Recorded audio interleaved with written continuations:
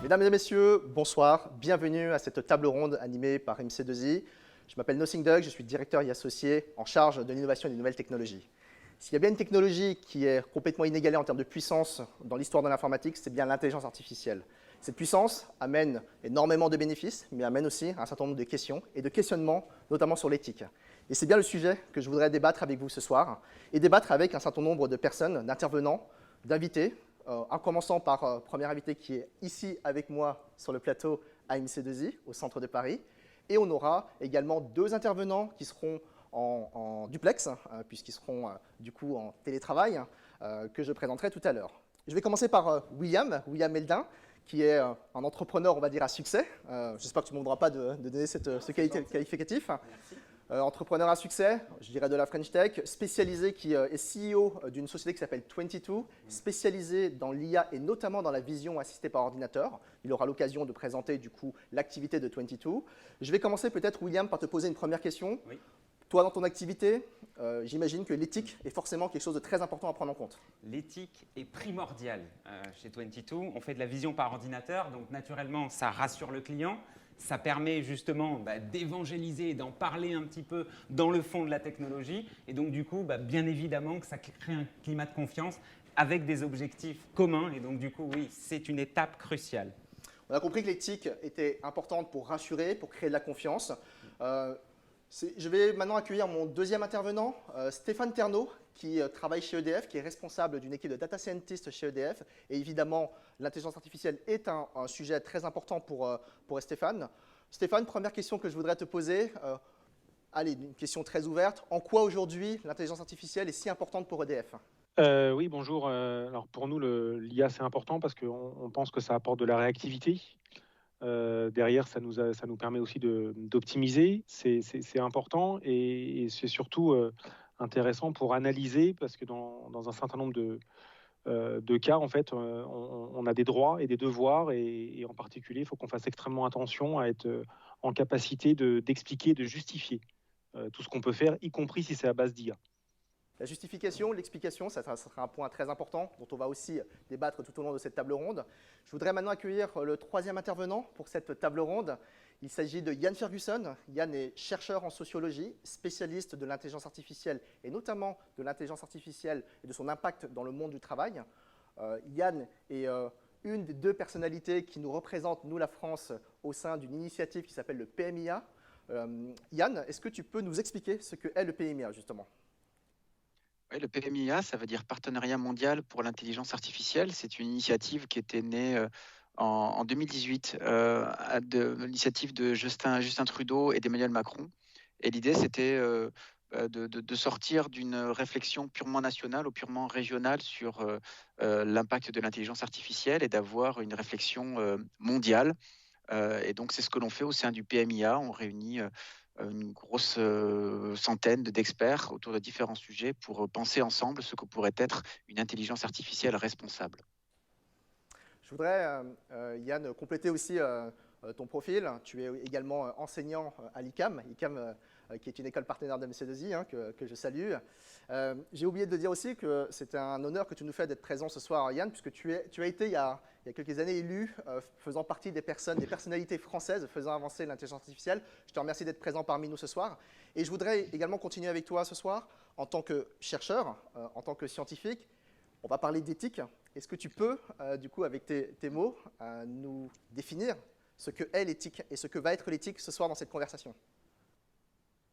Alors l'éthique, une définition simple, c'est une réflexion argumentée et située en vue du bien agir. Elle est argumentée parce que ce n'est pas simplement une opinion, il faut essayer de l'étayer, et elle est située, c'est-à-dire qu'elle est liée à des situations. C'est pour ça que des fois, quand on parle de code éthique ou de règles éthiques, c'est un peu un contresens puisque c'est une gymnastique de valeurs que l'on va mobiliser face à des situations particulières. Alors après, une fois qu'on a dit ça, on a différents types d'éthique. On a une éthique plutôt déontologique, c'est-à-dire qu'on va rapporter l'action à des principes. Par exemple, si on le rapporte à une technologie, on va dire on va programmer un véhicule autonome et on lui dira en cas de problème, en aucun cas tu dois percuter des enfants. Donc ça, c'est un principe. On peut parler aussi d'éthique conséquentialiste, où là, on ne va pas réfléchir par principe, mais par les conséquences. Si on programme par exemple notre véhicule autonome, eh bien on pourra dire les conséquences, le but ça va être de tuer le moins de personnes possible si jamais il y a un problème. On va parler aussi d'éthique des vertus, où là on va plutôt se concentrer sur les intentions. Peu importe finalement les conséquences pourvu que les intentions aient été bonnes. Par exemple, si on prend toujours notre véhicule autonome, s'il percute des enfants, mais que les ingénieurs démontrent que c'était vraiment pas ça qu'ils voulaient, eh bien, on va davantage leur pardonner que s'ils n'avaient pas bien programmé leur machine. Et puis, pour terminer, l'éthique de la discussion. C'est ce qu'on va avoir ce soir, c'est essayer d'avoir une discussion pratique et se mettre d'accord, c'est-à-dire va être éthique, ce qui a remporté le consensus de tous les participants à la discussion. Reste avec nous, Yann. Je vais également te poser une deuxième question qui peut-être est implicite, mais je voudrais que tu nous explicites la situation. Pourquoi est-ce qu'on parle d'intelligence artificielle et d'éthique et de compatibilité entre les deux? Pourquoi est-ce que cette technologie crée autant de questionnements par rapport à sa compatibilité d'éthique? En vraiment 2 mots, puisqu'on aura l'occasion de revenir dessus dans le détail tout au long de la conférence. Il faut regarder quelle est la spécificité de cette technique. On a d'autres techniques. On a des techniques qui opérationnalisent la pensée de l'utilisateur. Par exemple, un pistolet ou un marteau opérationnalise directement la pensée de l'utilisateur. Donc là, la responsabilité elle va être facilement d'être du côté de l'utilisateur. Mais on peut voir qu'entre un pistolet et un marteau, on n'a pas le même potentiel catastrophique. C'est pour ça qu'il est plus difficile d'acheter en France un pistolet qu'un marteau. Après, on a des technologies qui vont opérationnaliser plutôt la pensée de leur concepteur. Par exemple, un algorithme classique suit la finalité de son concepteur. Donc là, ce qui est important, c'est de voir quelle est la finalité du concepteur. Quand on parle d'IA apprenante comme les IA aujourd'hui, eh bien, on est sur un entre-deux. C'est-à-dire qu'on a des IA qui suivent à la fois des objectifs amenés par le concepteur, mais qui vont apprendre de l'environnement, qui peuvent apprendre de l'utilisateur. Et là, on est dans une situation de distribution des responsabilités extrêmement complexe. C'est pour ça que la question de la responsabilité et de l'éthique en matière d'IA devient si particulière. Merci Yann. Alors justement, en matière d'importance et en matière d'éthique, je voudrais maintenant aborder un thème avec vous. C'est le thème de l'intelligence artificielle et de son impact dans le monde du travail. Restez avec moi.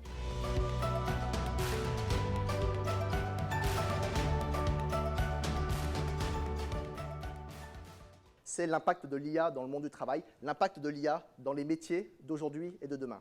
Un certain nombre d'études, notamment d'un chercheur qui s'appelle Carl Frey, qui est d'ailleurs un collègue de Yann, prédisait il y a quelques années que 47% des métiers allaient disparaître ou allaient être automatisés, pour être un peu moins anxiogène, d'ici à 10 à 20 ans.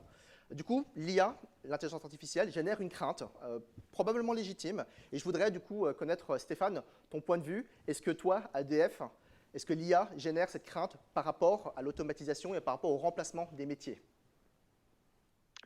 Alors, chez nous, la crainte, elle existe comme partout.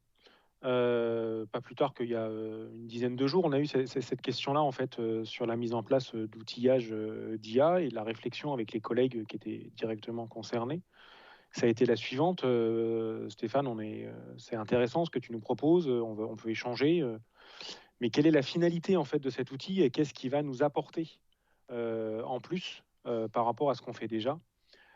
Et c'est vrai que pour nous, côté data science ou côté développeur de ces technologies d'IA, c'est très important de pouvoir rassurer et d'expliquer que de toute façon, l'IA toute seule ne peut pas faire grand-chose. Enfin, si, elle peut faire des choses, mais qui ne sont pas des activités qui maîtrisées ou correctement maîtrisées dans la durée. Donc, ce qu'on dit, c'est que, au sein d'EDF, c'est aussi des questions de valeur et quasiment d'ADN en fait pour nous. L'IA sera toujours mis en place en complémentarité en fait des acteurs humains pour l'apporter un plus dans le cadre de leurs activités et donc d'où l'importance à ce que les collègues qui vont utiliser des outils d'IA comprennent ce qui se passe et maîtrisent et soient finalement en toute confiance avec les outillages d'IA, en toute confiance pour se sécuriser soi-même sur leurs travaux, mais également pour être en capacité d'expliquer à des tiers sur quels sont les arguments ou les prises de décision qui ont pu être faites. Donc pour nous, la question de l'IA, elle est vraiment... il y a une crainte, mais il y a aussi des arguments pour expliquer et de diminuer cette crainte. Peut-être, William, de ton côté, puisque toi, tu vends des solutions de vision assistée par ordinateur, notamment aux collectivités, hein, pour des offres de Smart City. Est-ce que toi, quand tu déploies ces solutions auprès de tes clients, tu rencontres cette crainte, notamment des opérateurs qui sont peut-être derrière leurs écrans et qui ont peur que l'IA les remplace? Ça commence par les opérateurs, en effet, qui ont l'impression qu'on va complètement les remplacer et donc automatiser à 100% le système. Donc on appuie le fait que ce soit une aide à la décision et pas un remplacement. Mais en fait, quand on remonte jusqu'au maire, tous les étages et tous les niveaux ont besoin d'être rassurés. On parle du juridique d'une ville qui n'a jamais vu ce genre d'algorithme-là rentrer finalement sur la place politique et dans l'opinion publique et dans le débat public. Donc là, il faut rassurer et à la fois les citoyens, et à la fois les élus, et à la fois les services, et former tout le monde, et surtout expliquer d'où ça vient, comment ça a été créé, et donner les éléments de langage et tout ce qui est charte éthique, comité éthique, etc. Donc oui, tout le monde et à tous les niveaux a peur de l'IA et du remplacement par ces algorithmes. Ouais. Du coup, on en revient à l'éthique, hein, la charte éthique, comité éthique, c'est ce que j'entends, c'est ce que vous mettez en place chez 22. Oui. Stéphane, je voudrais te donner la parole. Est-ce que chez EDF, justement, il y a des initiatives concernant l'éthique? Est-ce qu'il y a des comités éthiques, des chartes éthiques concernant l'utilisation de l'IA chez EDF? Alors, il y a déjà un comité d'éthique et il y a des chartes éthiques de manière générale, déontologiques très fortes. Et aujourd'hui, en fait, on met en place un groupe de travail pour travailler sur l'IA responsable qui doit mettre en place les outils et qui doit développer les bonnes pratiques sur l'IA pour s'assurer que, et dans nos outils, en fait, pour nos activités opérationnelles, en fait, les outils d'IA seront correctement utilisés dans la durée.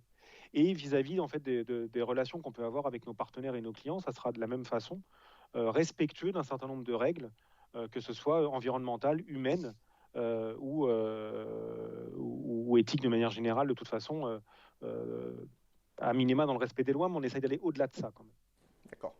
Alors peut-être je voudrais avoir l'avis de Yann maintenant, peut-être en tant que sociologue. Qu'est-ce que tu penses de cette étude que j'ai citée de Carl Frey, que tu connais bien? 47% des métiers automatisés dans 10 ans ou 20 ans au pire. Ça fait peur, hein. Est-ce que tu peux nous rassurer ce soir? Oui, alors d'abord, vous expliquez un peu comment elle est conçue, cette étude, hein. Cette étude, elle a été conçue sur le degré de présence de 3 formes d'intelligence. D'abord, l'intelligence créative, ensuite l'intelligence relationnelle, et ensuite ce qu'on va appeler l'intelligence en 3 dimensions, la perception et la dextérité. Et en fait, plus un métier mobilise ces 3 formes d'intelligence, moins on estimait qu'il était vulnérable à l'automatisation. Donc voilà comment ça fonctionnait dans les grandes lignes. Voilà. À côté de ça, il y a d'autres études qui vont plutôt se concentrer sur les routines, la présence de routines. Par exemple, structuré autour de 2 questions. La première question, c'est le degré de soumission à des consignes.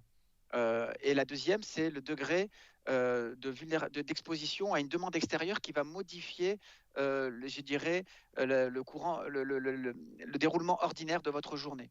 Moins vous êtes soumis à des consignes et plus vous devez répondre de manière réactive à des sollicitations extérieures, et moins votre métier est soumis à une probabilité haute d'automatisation.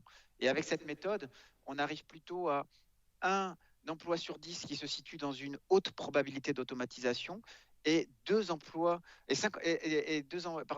sur 10, 1 sur 2, soumis à une haute probabilité de transformation. Voilà. Et donc les enjeux sont plutôt là aujourd'hui, notamment pour la France, sur de la transformation davantage que sur de la suppression ou sur la disparition d'emplois. D'accord. Ouais.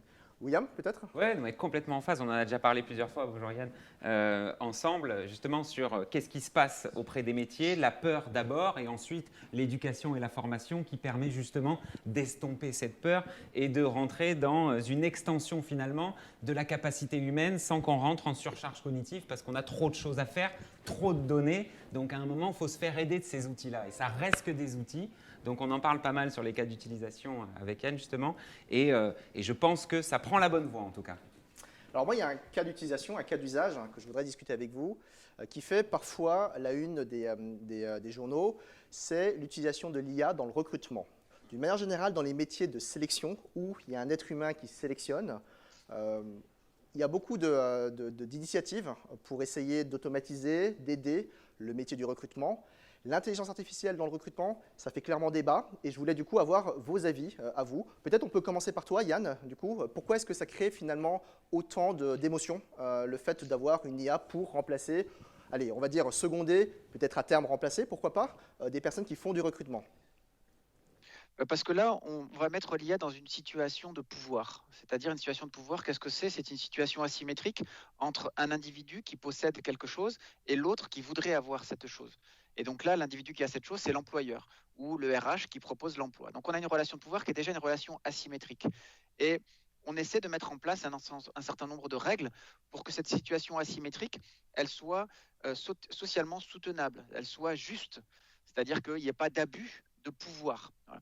Et l'intelligence artificielle, elle pourrait générer ce sentiment que le pouvoir est abusif. Ça, c'est la première chose. La deuxième chose, c'est il y a le problème de l'explicabilité. Voilà. C'est-à-dire, si jamais on n'a pas ce que l'on souhaite, c'est-à-dire le job, on souhaite pouvoir avoir des justifications. Et là, on va avoir une justification, si on a une IA qui est capable de le faire, on va avoir une justification qui est faite par une machine qui est orientée résultat. Hein, c'est ce que je disais tout à l'heure, c'est plutôt l'éthique conséquentialiste. Et nous, on a besoin de l'éthique des vertus. On a besoin que les gens derrière aient des intentions. Et si on juge si difficilement les machines, et si durement les machines, c'est que les machines, on les juge uniquement sur les résultats et non pas sur des intentions. Et dans cette situation-là, on a besoin qu'il y ait des intentions, qu'on comprenne qu'il y ait les motifs profondément humains qui ont pu être mobilisés dans cette expérience asymétrique de pouvoir. Donc ça, c'est quelque chose de typique de la relation qu'on a aux machines, que l'on juge beaucoup par les résultats, alors que les humains, on va plutôt les juger sur des intentions. D'accord. Alors, ça me fait penser du coup à une discussion en préparant cette table ronde, une discussion que j'ai eue avec Stéphane, concernant, Stéphane, l'outil que vous mettez en place chez EDF qui permet d'aider effectivement les ingénieurs à la direction, à ce qu'on appelle la DOAT, pour le coup, pour les intimes, un certain nombre d'ingénieurs qui utilisent en fait maintenant une IA que tes équipes a mis en place et qui permet du coup d'analyser les commentaires et du coup de faire un rapport avec les chiffres et les données d'ingénierie. Est-ce que tu peux nous en dire plus sur du coup la relation entre ces personnes-là et l'outil et peut-être aussi leur tolérance ou intolérance par rapport aux erreurs de la machine, comme l'a précisé Yann juste avant? Oui, donc cet outil, en fait, il sert à faire de la vérification de données numériques avec les commentaires qui sont associés à ces données. Et on se rend compte que effectivement chaque commentaire, en fait, il est formulé par un être humain et donc avec son jargon, son langage, ses habitudes, c'est clairement sa connaissance du métier. Pour pouvoir en fait apprendre, pour faire apprendre en fait à la machine ce qui se passe, il a fallu demander en fait à des experts métiers en fait de taguer, d'authentifier un certain nombre de commentaires et de classer quelque part tous ces commentaires. Et quelque part tout ce mécanisme d'apprentissage, en fait, on s'aperçoit qu'il y a à la fois un biais sur les données parce que en fonction de qui avait écrit les commentaires initiaux, c'est pas effectivement la même chose que si c'est quelqu'un d'autre, que si c'est la personne qui est dans le service d'à côté. Sur la façon de coder en fait l'algorithme qui va faire ce classement automatique, c'est pareil en fait. On présuppose que un certain nombre de points et c'est bien dans la tête du développeur ou du data scientist en l'occurrence. On se rend compte dans la pratique que finalement on a des biais sur les données, on a des biais sur les algorithmes. Ça ne veut pas dire que c'est mauvais. Par contre, il faut toujours s'interroger sur finalement, est-ce que je maîtrise les biais donnés et est-ce que je les ai bien minimisés un maximum? Quand j'ai trouvé des biais algorithmiques, finalement, est-ce que c'est des biais algorithmiques qui sont supportables ou en tout cas acceptables et que je dis oui, ça pose pas de problème. En tout cas, la règle chez nous, c'est de dire il faut se poser la question. Est-ce qu'au résultat, j'ai respecté un certain nombre de critères qui peuvent être, y compris des critères éthiques, pour justifier que je vais mettre en place ou que je ne vais pas mettre en place ou généraliser le modèle d'intelligence artificielle qui a été développé. Mais on essaie de l'établir en fait avec un dialogue avec ceux qui développent, ceux qui ont produit les données initiales d'apprentissage et puis ceux qui, après, vont l'utiliser au quotidien et qui, en plus, pourront alimenter de nouvelles données de réapprentissage si on veut améliorer le modèle. Ce que j'entends, c'est que toutes ces mécaniques de s'interroger sur les biais est vraiment partie prenante de la réflexion et de la conception itérative de ces outils. Ce que j'entends, c'est qu'il y a les biais algorithmiques que tu as cités, hein, qui est certainement quelque chose qui peut freiner aussi, en tout cas faire peur et donc freiner l'utilisation de l'intelligence artificielle. Mais je rappelle aussi qu'il y a un certain nombre de biais, que le cerveau humain présente aussi énormément de biais, plus d'une centaine pour le coup. Je voudrais maintenant avoir peut-être l'avis de Yann sur un sujet, c'est que quand on parle de l'intelligence artificielle et d'utilisation de l'intelligence artificielle pour remplacer ou seconder un être humain, souvent ce qui est dit, c'est que l'intelligence artificielle est dénuée d'émotions et que sur un certain nombre d'activités, le côté émotion et le côté humain est très important. Notamment, je reprends l'exemple du recrutement ou peut-être de la gestion RH d'une manière générale. Quel est ton avis là, de scientifique et de sociologue sur ce sujet? Je trouve que c'est un très bon sujet parce que dans le recrutement, par exemple, les outils que je connais, pour l'instant, ce qu'ils font, c'est aller ramener des données d'un candidat et ils les font tourner sur un certain nombre de modèles. Ces modèles sont des modèles assez classiques finalement des RH, hein, des modèles d'analyse comportementale, des modèles d'analyse de profil psychologique, etc. Et à la fin, bon, on a un certain nombre d'informations brutes qui ressortent comme ça, avec un chiffre par exemple qui va être 75% de niveau de matching entre ce candidat et le profil recherché. Voilà. Qu'est-ce que je fais de ça, moi, en tant que recruteur? Et j'aime beaucoup ce qu'a dit Stéphane. Eh bien, il faut que je me pose des questions. Voilà, il faut que je me pose des questions. Qu'est-ce que ça veut dire? Pourquoi il produit ça? Et en quoi ça vient percuter ce que moi j'ai ressenti dans ce candidat? Voilà. Jusque-là, on pouvait dire je le sens pas. Voilà, je ne le sens pas. Ce qui est déjà l'expression d'une émotion, mais qui n'est pas véritablement l'intelligence émotionnelle. L'intelligence émotionnelle, c'est être capable d'expliciter, c'est être capable de qualifier bien plus précisément les émotions. Voilà. Et si effectivement ce qui nous caractérise et ce qui va caractériser l'alliance de l'IA et de l'humain, c'est un certain nombre de caractéristiques propres à l'humain comme l'émotion, il va falloir que l'on monte notre intelligence émotionnelle, c'est-à-dire cette capacité à expliciter nos émotions. Ce n'est pas quelque chose qu'on apprend encore beaucoup à l'école. C'est plutôt basé sur, on va dire, une relation un peu de psychologue, etc. C'était un peu voilà, le monopole de cette discipline. Eh bien, aujourd'hui, si on a une IA de recrutement qui nous dit un matching et que moi, je ne le sens pas, ça ne va pas suffire. Ça ne va pas suffire de dire je ne le sens pas. Il va falloir argumenter. Et c'est bien ce que j'ai dit. L'éthique, c'était une réflexion argumentée. Je vais devoir dire pourquoi je le sens alors que l'IA dit non, pourquoi je ne le sens pas alors que l'IA dit oui. Mais je vais devoir descendre en granularité pour véritablement justifier mon désaccord. Alors justement, sur ce sujet-là, pour pouvoir permettre à des personnes d'appréhender l'intelligence artificielle, d'essayer de se justifier, encore faut-il qu'ils comprennent bien comment fonctionne l'IA. Et je voudrais revenir sur ce sujet de la conduite du changement et de l'explicabilité des IA. Peut-être notamment avec toi, William, comment est-ce que concrètement tu fais pour rassurer tes clients sur l'utilisation de l'IA et aussi pour expliquer comment fonctionne l'outil? Parce qu'on sait que c'est quand on explique comment ça fonctionne que les gens adhèrent à l'outil. Il faut vulgariser. Et donc, du coup, parler simplement de choses très compliquées. Et il y a un rapport qui est magique, et Yann le dit à l'instant, c'est le comparable avec le cerveau humain. C'est-à-dire qu'une IA, c'est ni plus ni moins qu'une espèce d'imitation approximative de ce qu'on est capable de donner comme schéma décisionnel. Mais à chaque fois, avec ce que dit Yann, et j'appuie dessus, et merci d'avoir dit ça, on ne connaît pas la relation de l'émotion dans nos apprentissages. Et donc, du coup, pouvoir faire un parallèle et expliquer qu'une IA, ça reste des datas qui sont augmentées et annotées. Ensuite, ça reste un réseau de neurones où, quand on explique exactement quel neurone fait quoi et quel layer fait quoi et a quoi comme rôle, en fait, on trouve ça logique. Ensuite, ça marche toujours à 100% dans une salle de démo. Mais quand on va dans la vraie vie, ça marche à 10%. Et on réentraîne avec les datas de la vraie vie et ça remonte petit à petit. Donc, qu'est-ce qu'on fait?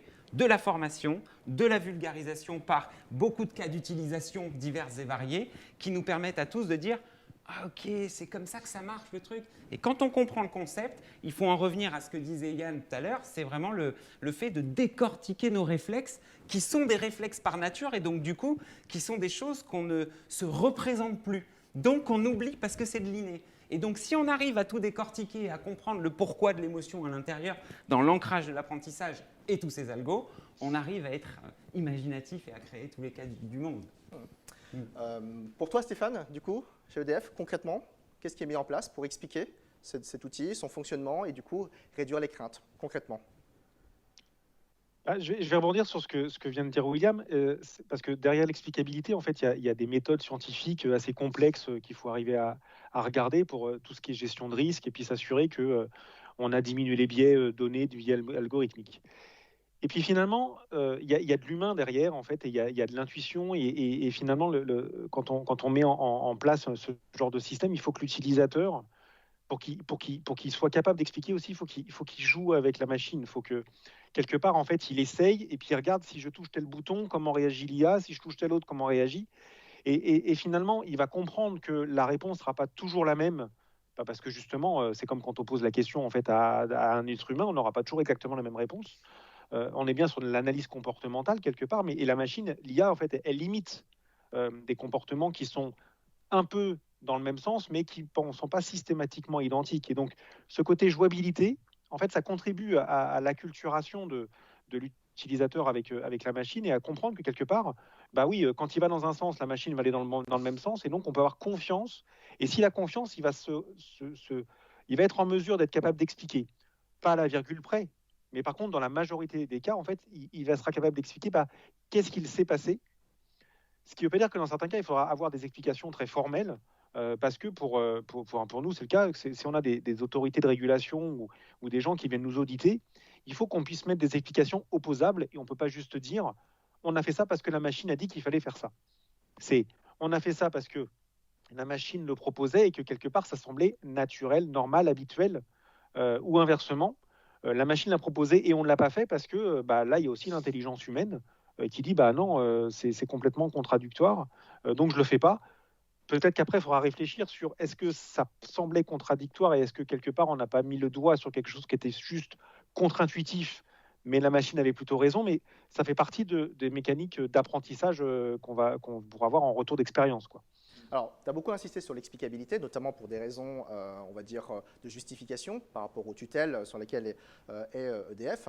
Ça, c'est un point qui est très important. D'ailleurs, je précise une chose, c'est que l'explicabilité, c'est un champ qui est aujourd'hui en plein travaux dans le monde. Il y a énormément d'initiatives qui sont prises pour justement obliger les concepteurs d'intelligence artificielle à expliquer le fonctionnement d'une IA. On parle souvent d'IA boîte noire et d'IA boîte blanche. Clairement, dans l'évolution, la régulation fait qu'on a tendance à de plus en plus ouvrir les boîtes et donc de transformer les boîtes noires en boîtes blanches. D'ailleurs, à ce sujet, je pense que sur le chat, on a dû vous mettre en fait des liens sur des travaux que MC2I a fait en termes de synthèse, et on vous a recensé l'ensemble des travaux justement et l'ensemble de frameworks qui permettent d'expliquer justement l'intelligence artificielle, ou en tout cas les systèmes d'intelligence artificielle. J'espère que vous passez un bon moment avec nous ce soir. On va maintenant passer au deuxième sujet qui est l'impact de l'IA sur la société.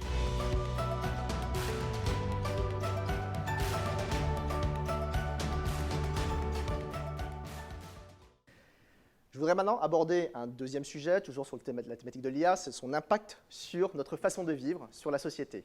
Et je voudrais commencer par un sujet qui a fait le buzz ces 2 dernières semaines.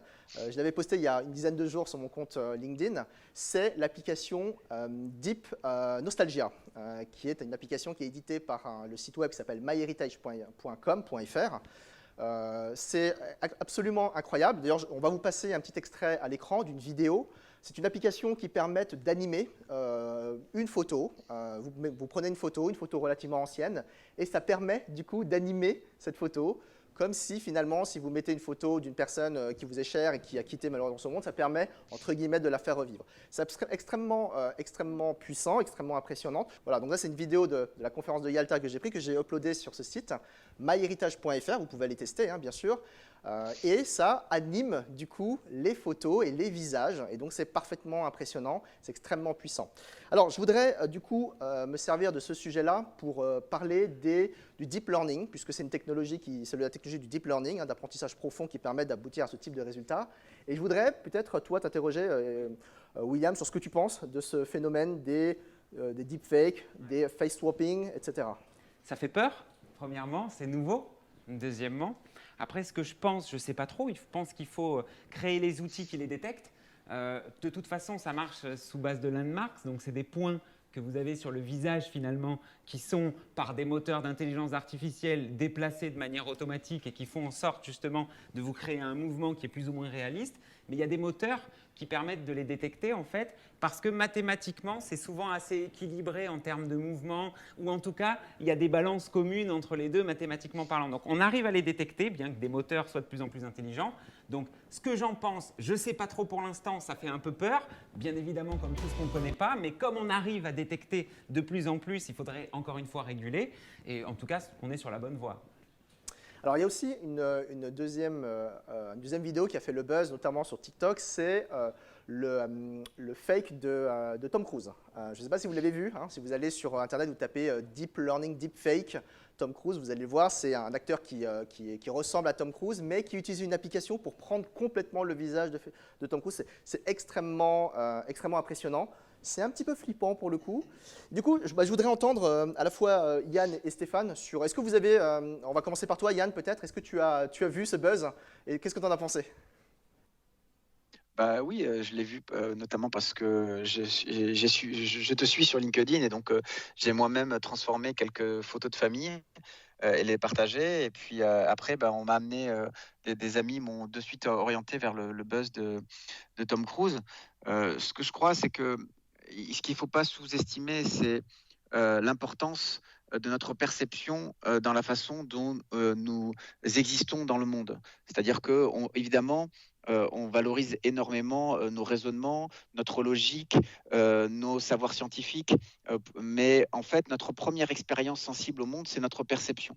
Et bien sûr que si nous en venons à douter de notre perception, eh bien c'est extrêmement troublant, puisqu'on n'a plus aucun repère pour essayer de se faire une idée sur ce sur quoi on n'a pas de savoir, par exemple. Donc ça va être la raison de notre trouble. Ensuite, en sociologie, on a tout un courant qui parle de construction sociale de la réalité, c'est-à-dire qui dit que déjà la réalité en elle-même, elle est le fruit d'une construction sociale, elle est le fruit de conventions, d'accords pour désigner une couleur. Il y a des langues où il n'y a pas autant de mots que le français pour désigner une couleur. Et dès que c'est foncé, c'est noir, par exemple. Et donc, quand vous dites noir à quelqu'un d'une autre culture que la vôtre, vous pensez dire la même chose, mais vous ne le dites pas. Dans beaucoup de situations, nous pensons voir la même chose, mais nous ne le voyons pas. Donc c'est déjà un phénomène qui existe, mais qui là, forcément, par rapport au visuel, qui est un des sens qui est le plus fort chez nous, eh bien, c'est extrêmement perturbant. À nouveau, ça va passer par notre capacité à échanger, à discuter, à remettre en question ce qui paraît certain, pour pouvoir surmonter cette angoisse du trouble dans nos perceptions. Stéphane, j'imagine que tu as vu pareil ce buzz. Est-ce que des collaborateurs de EDF sont venus te voir en disant Stéphane, est-ce qu'on doit vraiment continuer l'IA avec ce type d'application qui nous fait peur? Alors, ils ne sont pas venus me voir parce que, effectivement, la situation sanitaire fait que le présentiel, c'est pas encore tout à fait ça. Je pense que ce qui est important en fait à noter, voilà, ça existe. Il faut en avoir conscience. Il faut avancer sur ces sujets-là en fait.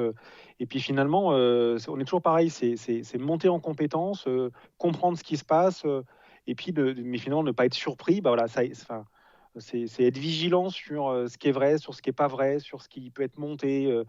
Et quelles sont les finalités en fait. Si c'est fait pour rire, pourquoi pas. Si c'est fait pour anéantir ou pour faire circuler des fausses informations ou des fausses nouvelles, c'est beaucoup moins bon.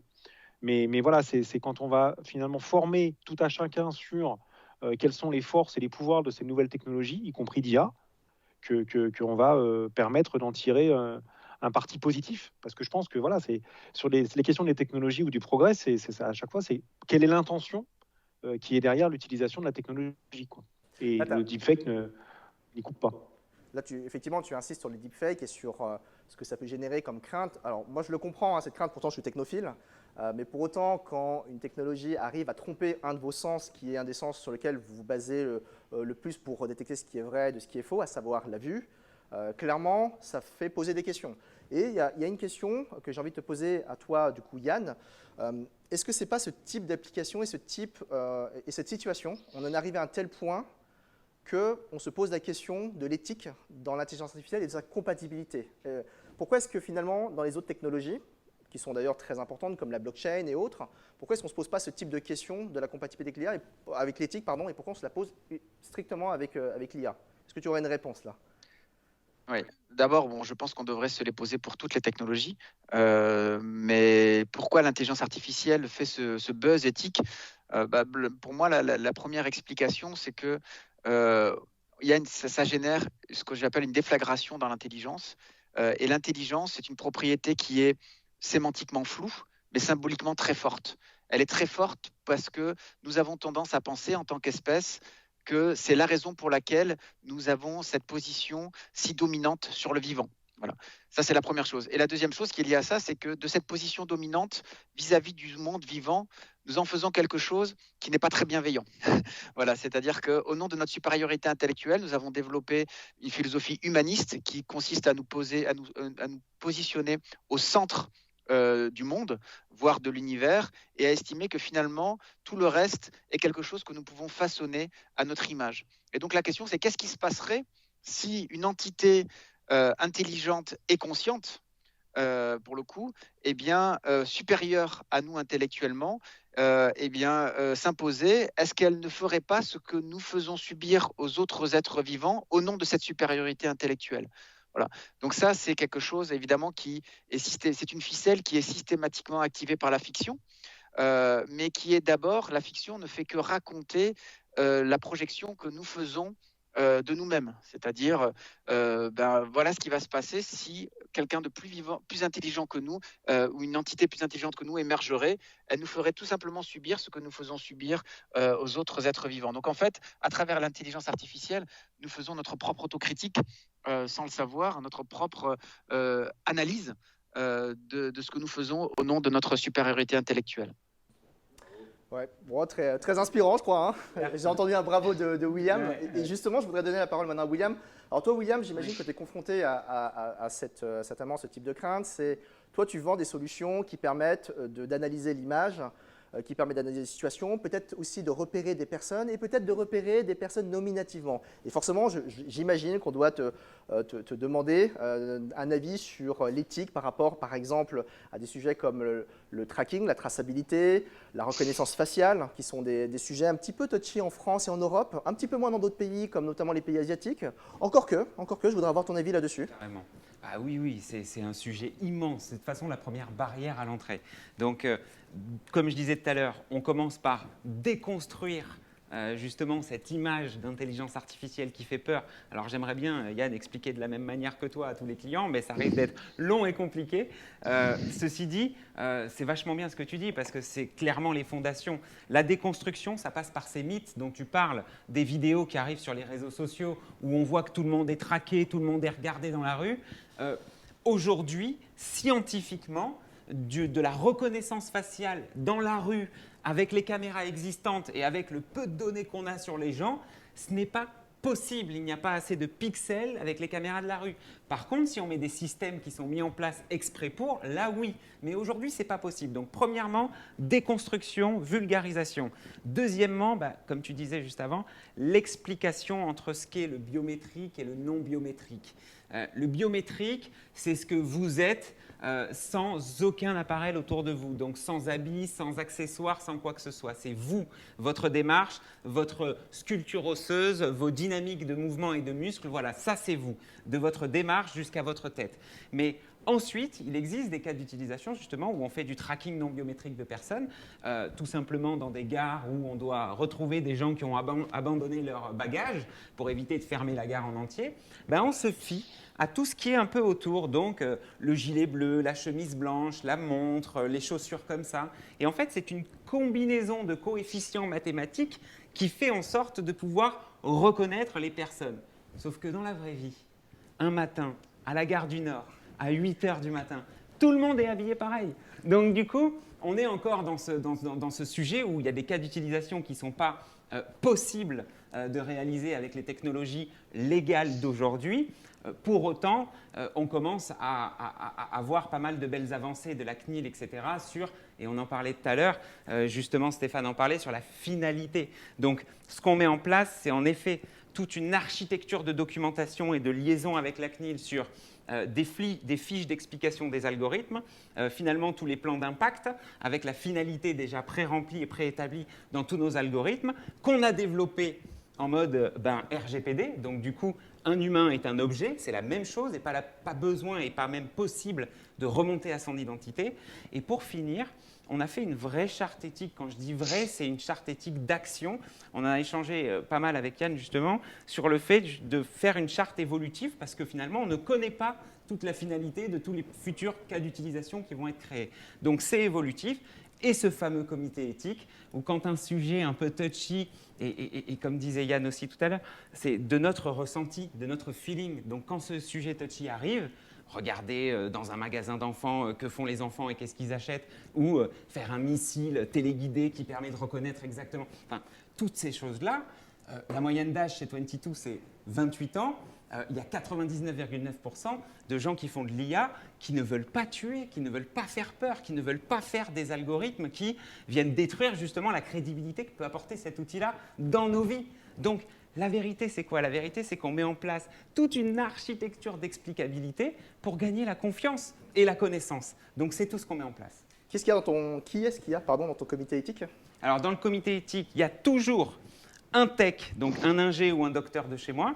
Ensuite, un business, donc quelqu'un qui a envie de vendre, on va dire. Et à côté de ça, je fais appel à un membre du J4, justement, donc c'est du groupement de revente d'armes, donc plutôt dans le militaire. À côté de ça, un philosophe, d'ailleurs, qui est Emmanuel Goffier aujourd'hui, et qui nous permet d'avoir des concepts de l'IA. J'ai invité Yann, et avec plaisir qu'il viendra, je pense, dès qu'on pourra se revoir et franchir les barrières du physique. Et je mets avec nous l'État, donc les délégués interministériels à l'intelligence artificielle, le préfet, donc Renaud Vedel, et son adjoint Nicolas Amar aussi, viennent. Et j'encourage les gens à venir parce que c'est quelque chose où même je suis en train d'inviter la Quadrature du Net pour pouvoir justement échanger avec richesse sur des sujets touchy dans lesquels il faut décider parce qu'on a besoin d'argent, nous, tous les jours, on est une entreprise, et en même temps, notre savoir, c'est justement développer des algorithmes. Donc, où on va, et comme des fois on est un peu paumé, on fait appel à des gens qui s'y connaissent et qui nous expliquent tous ces cycles du passé. Merci beaucoup. Alors Yann, tu as bien vu que William t'a invité dans son comité éthique. Hein. C'est difficile à refuser pour le coup. Alors, je m'adresse du coup aux téléspectateurs qui nous regardent. N'hésitez pas à poser des questions dans la section questions et réponses parce que dans pas moins de 2 minutes, on va du coup balayer ces questions et je vais poser ces questions à l'ensemble de nos intervenants aujourd'hui. Yann, je t'ai fait une boutade, mais je voudrais rester avec toi justement. Et peut-être est-ce que tu pourrais nous éclairer sur de quelle manière l'IA, puisqu'on a compris maintenant qu'elle est extrêmement puissante en matière de changement, de disruption, de quelle façon l'IA pourrait changer, sans jugement de valeur, hein, nos relations sociales, c'est-à-dire la façon dont on vit ensemble, la vie sociale? Il y a 2 niveaux de réponse. La première, c'est d'abord, il faut se demander ce que c'est une relation humaine. Une relation humaine, elle est basée sur l'acceptation de la différence de l'autre. Voilà, et de le voir comme une richesse. Mais une richesse dès lors que je l'accepte. Voilà. Le risque de nos interactions répétées avec des IA sociales, pour le coup, de la robotique sociale, c'est ces robots-là, eux, essaient progressivement d'améliorer notre niveau de satisfaction dans notre interaction. C'est-à-dire qu'ils vont développer une relation non pas ils vont développer une relation égocentrée. C'est-à-dire qu'ils vont essayer de construire toutes leurs réactions pour qu'elles soient les plus satisfaisantes possibles pour nous. Donc ça ne va pas être une relation basée sur l'autre, mais sur moi-même. Voilà. Et le risque, c'est que nous apprécions tellement ces relations égocentrées que petit à petit, nous devenions totalement intolérants à l'irréductible différence de l'autre. Et que nous préférons voir chez l'autre une relation complètement déterminée par soi. Donc ça, c'est un premier risque. Le deuxième niveau de risque, c'est lorsqu'on va utiliser des IA pour interagir entre nous. Voilà. On sait que par exemple, avant on se voyait, ensuite on a mis le téléphone, on s'appelait, après on a mis le mail et au lieu de s'appeler, eh bien, on s'envoyait des mails. Et maintenant on est en train de développer des IA pour répondre aux mails à notre place parce qu'on n'en peut plus de recevoir des mails. Et donc tout ça, eh bien, évidemment, n'est pas sans incidence sur la façon de rentrer en relation les uns avec les autres. Voilà. Et donc ça, il faut le penser. Voilà. Il faut le considérer, il faut le penser. Plutôt qu'à chaque fois être dans une espèce de fuite en avant dans l'idée, trouver une IA qui répond à des mails, c'est une solution rapide, mais ce n'est pas faire le diagnostic de la façon dont le mail a impacté nos relations sociales et de comment bien utiliser la messagerie, qui est un outil formidable pour véritablement communiquer. et quand est-ce qu'il faut l'utiliser, quand est-ce qu'il ne faut pas l'utiliser. Et ça va être la même chose pour l'utilisation d'une IA qui va automatiser nos réponses à des mails. Il va falloir penser quand est-ce qu'on utilise une IA pour automatiser la réponse, par exemple quand il faut une réponse rapide à toute heure du jour et de la nuit, et quand est-ce qu'il ne faut pas l'utiliser parce qu'il est impératif que nous ayons un vrai échange basé sur la compréhension mutuelle. Merci beaucoup Yann pour cette réponse très élaborée, comme à chaque fois bien sûr. Alors, malheureusement, c'est très intéressant, mais l'heure tourne.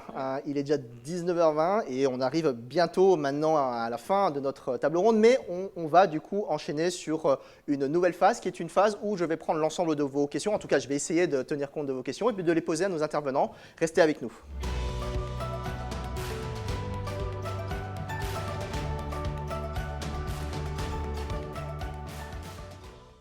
Mesdames et messieurs, j'espère que vous passez une excellente soirée. Vous avez été très actifs sur à la fois le chat, mais également sur la section questions-réponses, enfin, la section plutôt questions.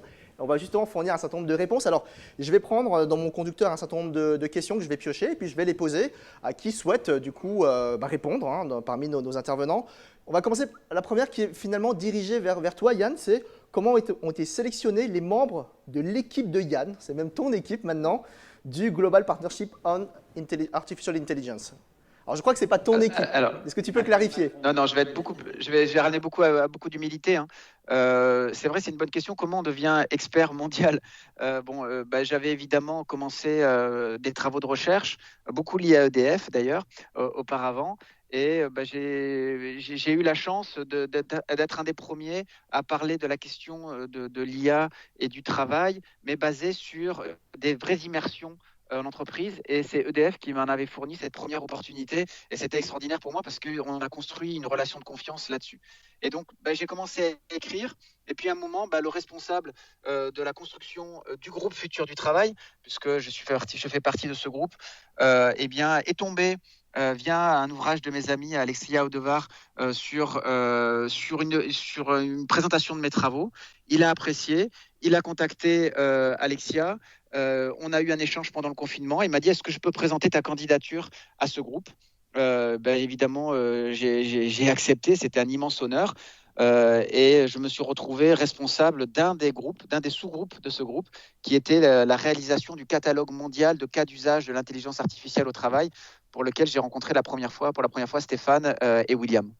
Donc, je précise effectivement ce que tu viens de dire, c'est que tu connais William et tu connais Stéphane parce que tu les as interviewés dans le cadre de tes travaux de chercheurs, notamment pour le PMIA. En tout cas, je te souhaite bon courage pour ce projet-là qui est très important, notamment pour la France. Je précise aussi, tu l'avais dit aussi, mais je le rappelle, c'est que par rapport au PMIA, la France et le Canada sont deux têtes de pont de cette initiative internationale. Voilà, je souhaitais du coup préciser l'action de la France à ce sujet très important. Prochaine question, alors on change un petit peu de domaine, cette fois-ci on est dans le domaine militaire. Un internaute pose la question, dans le domaine militaire, la responsabilité de l'intelligence artificielle a-t-elle déjà été évoquée avec des projets à la clé en termes de normes au niveau d'organisation comme l'organisation comme l'OTAN? Qui veut répondre? Est-ce que quelqu'un a une réponse? Alors, miné là. Ça a chamboué, effectivement. William, est-ce que toi, tu as cité tout à l'heure des entreprises effectivement de l'armement? Oui, c'est vrai qu'elles nous ont appelés, on est venus, on a regardé un peu les cas d'utilisation. Je veux dire, déjà, le postulat de l'armée et entre guillemets des gens de guerre, c'est on l'a fait à votre place, donc on vous protège, donc on est devant, donc donnez-nous les outils technologiques pour vous protéger. Le concept, finalement, est très politique. Est-ce qu'on est d'accord, pas d'accord? Nous, on a refusé de bosser complètement pour l'armement parce que sinon, j'aurais perdu tous les membres de mes équipes. Mais je pense qu'ils connaissent bien la techno et c'est quelque chose qu'ils ont en conscience, son impact et sa responsabilité, etc. Après, à la guerre comme à la guerre, c'est fait pour quoi une guerre? C'est fait pour gagner. Donc du coup, ces outils-là sont faits pour être plus forts que les gens en face. Donc nous, on préfère se retirer dans des rapports de force et des technologies comme ça. Stéphane, là on parle de responsabilité. Ce n'est pas évident à déterminer la responsabilité en matière d'IA. C'est d'ailleurs un point fondamental puisqu'il y a même des réflexions et des régulations qui sont en cours, des législations qui sont en cours. Je pose une question alors à toi Stéphane, mais aussi aux autres. Finalement, je suis utilisateur d'une IA qui elle-même a été conçue, mais qui apprend. C'est le propre de l'IA, c'est d'ailleurs sa caractéristique, c'est qu'elle ne donne pas de solution déterministe. D'ailleurs, qu'on recommence à utiliser une IA, elle peut donner des solutions différentes. Donc, in fine, elle est liée au contexte dans lequel on l'utilise, ce qui veut dire que l'utilisateur a peut-être sa responsabilité aussi. Peut-être que les États ont leur propre responsabilité. Finalement, aujourd'hui, qui est responsable de quoi quand il y a du coup un drame par rapport à des outils d'intelligence artificielle? C'est pour ça que nous, on s'est posé les questions sous forme de dire on doit travailler sur une IA responsable en termes d'explicabilité, responsable en termes d'éthique, et y compris sur l'éthique à très long terme. C'est-à-dire que nous, clairement, il y a des situations où finalement, on ne mettra pas d'outils d'IA parce qu'on doit être dans des situations de zéro défaut et de 100% de maîtrise en fait, par nos équipes, pour des questions de sûreté d'approvisionnement électrique, pour des questions de sûreté tout court d'ailleurs. Et même sur les questions de l'utilisation de l'IA, on commence aussi à s'interroger sur l'IA, comme les données en fait, utilise beaucoup de données, de ressources en fait informatiques, de ressources électriques. Et on doit s'interroger sur finalement quelle est l'empreinte carbone que les IA peuvent avoir sur la planète, que ce soit en France où effectivement on est bas carbone, que ce soit ailleurs où on l'est peut-être un peu moins. Et on s'interroge finalement, c'est un peu ce que disait Yann tout à l'heure sur l'outil qui répond à la messagerie, c'est avant d'avoir un outil automatique qui met en place de l'IA là-dessus, est-ce que le bénéfice est vraiment supérieur à ce que je vais impacter dessus pour la planète et pour aujourd'hui et finalement pour les 5, 10, 15, 20 ans qui suivent en termes de conséquences. Et on est toujours pareil en fait, posons-nous les questions et pas juste sur le projet sur lequel on est aujourd'hui, mais quelles sont les conséquences sur l'utilisation, sur le détournement de l'utilisation qui pourra en être fait, pour imaginer en fait, finalement, est-ce que dans 30 ans, j'aurais pas regretté d'avoir mis en place une IA aujourd'hui en 2020, 2021. Ouais. Effectivement. Merci beaucoup Stéphane pour cette réponse. Je vais prendre une troisième question. Alors du coup, je la pose à tous. Que pensez-vous des récents licenciements des 2 chercheurs au département éthique de Google? Vous avez dû suivre l'actualité, 2 chercheurs qui ont été successivement, je crois, à 3 semaines d'écart, licenciés. Est-ce que cela marque-t-il un changement de stratégie de la part de Google selon vous? Moi, je veux pas de problème. Je vous laisse répondre. Alors quand on laisse répondre, c'est forcément Oui, Yann qui répond à la fin. Ouais. Non, en plus, s'ajoute à cela que il y avait l'une d'entre elles, en tout cas, était une femme. Et donc, ça a beaucoup ému sur cette dimension. Le fait de licencier une femme qui était en plus extrêmement charismatique et d'un niveau de compétence extrêmement élevé.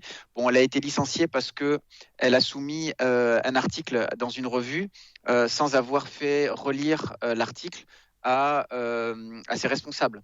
Voilà, ce qui est une politique assez courante lorsqu'on fait de la recherche au nom d'une entreprise. Mais évidemment, lorsqu'il s'agit d'éthique, et l'éthique comportant la dimension de la liberté, il ne peut pas y avoir responsabilité sans liberté. Elle avait peut-être pensé qu'elle pouvait s'affranchir de cette contrainte-là. Elle ne livrait pas des secrets industriels de Google. Elle se libérait de la contrainte du reviewing par ses responsables au nom justement de la liberté qui est une valeur fondamentale en éthique. Voilà. Donc ça pose cette question. Google, évidemment, va vivre régulièrement ce type d'événement puisque elle est sur non seulement une technique extrêmement controversée, mais en plus, elle a en son sein des travailleurs qui sont nourris à ces réflexions, pour une partie d'entre eux en tout cas, et donc il contient sa propre controverse en fait, c'est-à-dire il contient des salariés qui ont un potentiel critique très important. Évidemment, le licenciement, c'est pas un bon signe pour la liberté d'expression au sein d'une entreprise sur ce sujet-là. Maintenant, il y a eu aussi des abandons assez forts chez Google, sous pression des collaborateurs, des abandons de travail avec le marché chinois, qui est quand même pas rien, des abandons de projets très avancés avec le Pentagone, à chaque fois parce que les salariés ont mis la pression. Donc, c'est aussi une entreprise qui est vivante sur ces dimensions-là. Important, hein, puisque ce que tu dis, ça montre aussi du coup l'impact de l'IA sur la société, c'est ce qu'on vient de dire, l'impact sociétal, mais ça montre aussi l'impact de la société sur le développement de l'IA. L'IA se développe en fonction finalement de la volonté de ces peuples, du coup. Hein. Donc je crois que c'est un point qui est important. Alors j'enchaîne les questions parce que, alors je vous le dis tout de suite, on va dépasser de 5 minutes. Voilà, donc si vous vivez une très bonne soirée, restez avec nous jusqu'au bout. On va dépasser de 5 minutes. J'ai du mal à couper les différents intervenants parce qu'ils sont très passionnés. Et forcément, quand on est passionné, on aime bien développer ses propos. Et je ne peux pas vous en vouloir. Prochaine question. Plusieurs sociétés établissent des chartes éthiques, tout comme 22, sur l'usage des data et de l'IA. Est-ce une bonne idée? Je vais répondre pour la place de tout le monde. Oui, c'est une bonne idée. Existe-t-il des standards et des bonnes pratiques de référence? Là, je vous renvoie à un post LinkedIn que j'ai fait aujourd'hui, justement, un article LinkedIn qui recense, qui a pour but de recenser l'ensemble des initiatives au niveau monde, au niveau international, au niveau européen et au niveau local, justement des cadres permettant de bâtir des IA responsables et éthiques. Voilà, je vous renvoie du coup à mon profil LinkedIn. N'hésitez pas à vous abonner d'ailleurs, ça me fera plaisir. Prochaine question que je vais peut-être poser cette fois-ci à Stéphane Ternaud. Existe-t-il un manque de formation des managers et des chefs de projet au niveau de l'IA? Des préjugés et un manque de connaissances peuvent-elles mener à l'échec de projets comportant l'IA en entreprise? J'allais dire naturellement oui, mais c'est pas propre à la technologie d'IA en fait. C'est vrai pour tout projet en fait. Il y a un manque d'acculturation. Il faut se former, il faut s'auto-former, il faut s'interroger, et puis en fait chaque fois qu'on monte un projet, identifier l'ensemble des technologies qui sont dans le projet et en fait identifier les experts ou les référents qui vont pouvoir nous accompagner sur les différentes technologies. Et l'IA ne fait pas en fait défaut à ce principe de base de n'importe quelle gestion de projet en fait. Donc la réponse est oui, mais j'ai envie de dire que ce n'est pas propre à l'IA, c'est propre à l'ensemble des technologies et l'avancée technologique. Il y a toujours un retard entre les avancées technologiques et du coup la formation, la sensibilisation et l'appréhension de ces technologies. C'est comme ça que je vais résumer. Alors, prochaine question intéressante pour être dans le domaine de l'automobile. Ce n'est pas un secteur dont on a beaucoup parlé, or l'usage de l'IA est très important. Pouvez-vous parler de l'IA dans l'automobile et du fameux débat du choix des vies humaines? Yann, dans les préparations, tu m'en avais parlé de ça. Oui, oui, bien sûr. Je vous invite tous à faire l'expérience Moral Machine, qui est une expérience qui a été conçue par un chercheur français toulousain, Jean-François Bonnefond, et puis le MIT, qui vous met en situation de devoir programmer la réaction d'un véhicule en cas de perte de contrôle. Voilà. Et en cas de perte de contrôle, eh bien, vous devez choisir elle va nécessairement tuer des individus ou des êtres vivants, parce qu'il y a aussi des chiens et des chats dans l'équation, elle vous demande de choisir. Ce qui est intéressant, c'est qu'il y a eu énormément de réponses dans le monde, et le but n'est pas de prendre les résultats des votants et derrière de paramétrer le véhicule autonome. Le but a été en fait de regarder, après clusterisation des 6 millions de réponses, s'il y avait des aires culturelles face à ces dilemmes éthiques. Eh bien oui, c'est-à-dire qu'on ne paramétrerait pas de la même façon le véhicule si on était en Chine, si on était en France, si on était aux États-Unis, au Brésil, etc. Quelques points communs. Le point commun, c'est que grosso modo, dans quand même de proportions variables, toutes les cultures se rejoignent pour dire qu'il vaut mieux tuer des chiens et des chats que des êtres humains. Donc ça, c'est la première chose. La deuxième chose, il vaut mieux éviter de tuer les enfants. Voilà. Par contre, ça, si on regarde du côté un peu obscur, comme Dark Vador, eh bien, on se rend compte que toutes les cultures se rejoignent pour plutôt tuer les marginaux. C'est-à-dire que les voleurs, parce qu'il y a des voleurs dans les personnages, et les sans domicile fixe se font beaucoup tuer, toutes cultures confondues. Et là, c'est beaucoup plus inquiétant. Mais William, dans l'interview qu'on avait eue, m'avait parlé de son propre véhicule qui a un bon degré d'autonomie, et il m'avait expliqué qu'il avait appris à interpréter ses comportements. S'y adapte en fait, c'est tout bête, mais quand on sait qu'on est sur l'autoroute, qu'on a le coucher de soleil, enfin le soleil pleine face, qu'il est 18h, qu'il y a une montée et que même nous on n'arrive pas à imaginer la redescente derrière, la voiture commence à piler et s'imagine un obstacle. Donc du coup, je reprenais de manière naturelle le contrôle et en fait je voyais les endroits où il y allait avoir des lacunes des algorithmes et en effet on s'y adapte. C'est quand même, Yann, la seule particularité du cerveau humain, c'est de savoir réagir à l'inconnu et donc on s'adapte. Merci beaucoup. Alors du coup, comme on avance et on touche à notre fin, on va du coup conclure. Et pour conclure, j'ai demandé à l'ensemble de nos experts ce soir de mettre en avant un livre de votre choix, évidemment de votre préférence, pour conclure. Et je vais commencer par Yann. Tu as fait un choix qui me paraît assez évident ce soir. Est-ce que tu peux nous en parler? Oui, redécouvrez le cycle des robots d'Asimov. Asimov a inventé les principes, les 3 lois de la robotique, et il met en situation une société avec des intelligences artificielles très avancées, hein, qu'on appelle des cerveaux positroniques, et on a codé en dur un certain nombre de lois qui permettent d'éviter que les robots fassent du mal aux êtres humains. Et pour autant, même si ces lois ont l'air très bien pensées, eh bien, très souvent, les robots sont dans des très grandes difficultés pour faire des arbitrages entre ces lois. Et donc, ces 5 tomes, les 2 premiers, ce sont des nouvelles, donc vous pouvez les lire indépendamment les uns des autres, les unes des autres. Et puis après, les 3 autres tomes, on suit un policier dans un certain nombre d'enquêtes au milieu de cultures extrêmement automatisées et robotisées. Et c'est extraordinaire de prospective. Alors, ce que je dois préciser, c'est que j'ai posé la question à Yann en premier. Donc, il a pris le livre le plus évident, et c'est tant mieux parce que je pense qu'il fallait le choisir. C'est un livre qui a été écrit à un certain nombre de temps, mais qui est du coup très d'actualité par rapport à son écriture. William, toi, tu as choisi un livre qui s'appelle « L'autre moi-même ». Oui, de Antonio Damasio. Du coup, voilà, c'est sur les nouvelles cartes du cerveau, de la conscience et des émotions. Et donc, du coup, ces nouvelles cartes, ça nous permet, encore une fois, de mieux savoir comment le cerveau interagit, comment il apprend, comment la conscience est importante dans nos décisions et surtout l'émotion. Et du coup, ça me permet de mieux comprendre le cerveau pour essayer de mieux limiter, en tout cas, sur ses premiers accès. Merci. Et toi, Stéphane, du coup, quel est ton choix ? Donc moi, j'ai choisi l'algorithme La bombe à retardement de Cathy O'Neill. Et c'est vrai que ça a été, quand je suis tombé dessus, je ne sais plus, presque par hasard, et en fait, ça a été un peu une révélation. Et donc, Cathy O'Neill était elle-même développeuse. Et en fait, à un moment donné, elle a développé ces systèmes en fait, d'IA, et puis à un moment donné, elle a dit stop quand elle s'est rendue compte qu'il fallait vraiment se poser des questions sur les biais des données, sur les biais des algorithmes, et on revient sur, finalement, quelle est la finalité d'utiliser telle ou telle technologie pour notre société, pour le développement, en fait, de notre planète, pour la suite.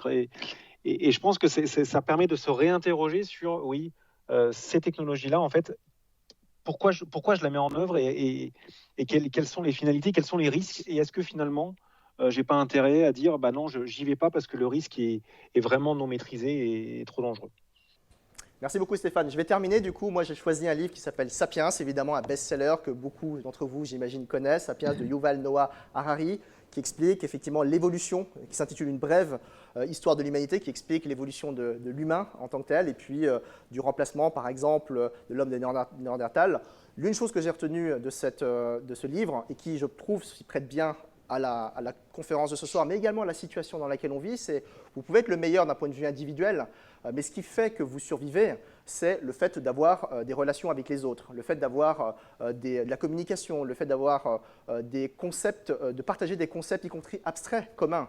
C'est ça qui fait que finalement, d'un point de vue de la société, d'un point de vue du collectif, vous vous en tirez bien mieux que finalement des individualités qui sont plus fortes que les autres. Ça s'applique, je trouve, aux êtres humains, mais ça s'applique aussi aux entreprises. Et je remarque que les entreprises qui survivent le mieux à cette crise sanitaire, c'est celles qui justement ont une culture d'entreprise très forte.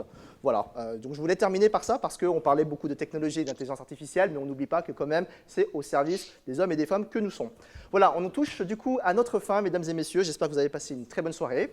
J'en profite du coup, je ne peux pas terminer sans remercier du coup les intervenants qui sont venus ce soir, qui se sont déplacés. Merci William de t'être déplacé.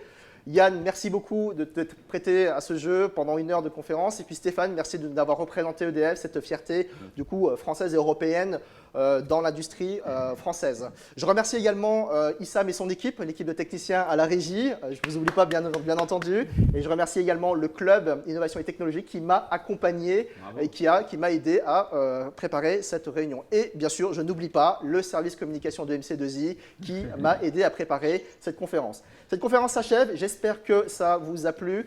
N'hésitez pas à nous suivre sur les réseaux sociaux. N'hésitez pas à bien rester en contact. Il y aura d'autres conférences, il y aura d'autres web TV. N'hésitez pas, des podcasts, des streamings, etc. Merci beaucoup. Bonne soirée à vous.